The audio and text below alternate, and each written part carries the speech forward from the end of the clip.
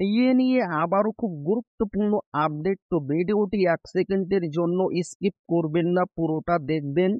আর আপনি যদি আমাদের চ্যানেলের নতুন দর্শক হয়ে থাকেন এবং চ্যানেলকে সাবস্ক্রাইব না করে থাকেন, তো অবশ্যই চ্যানেলকে সাবস্ক্রাইব করবেন এবং আমাদের পাশে থাকবেন।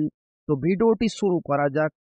তো প্রথমে দেখেন, পশ্চিমবঙ্গের বাজেটে 4% ডিএ বৃদ্ধির সম্ভাবনা।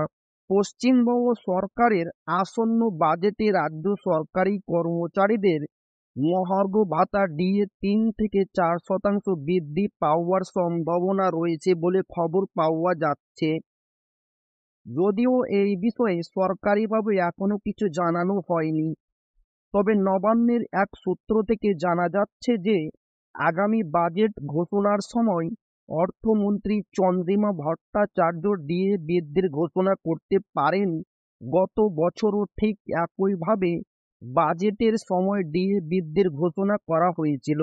বর্তমানে কেন্দ্রীয় সরকার এবং রাজ্য সরকারের মধ্যে ডিএর পার্থক্য 39%।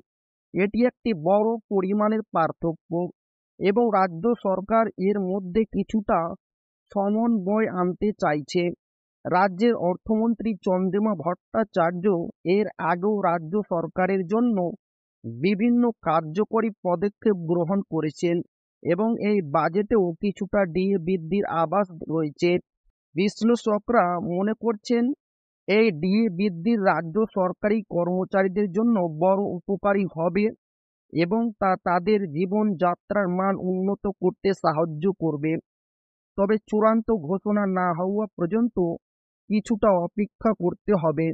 তো এই ছিল ডিএ নিয়ে খুব গুরুত্বপূর্ণ আপডেট যা আপনাদের মাঝে শেয়ার করলাম। তো ভিডিওটি ভালো লাগলো অবশ্যই আপনার বন্ধুদের শেয়ার করবেন যাতে তাদেরও উপকার হয়।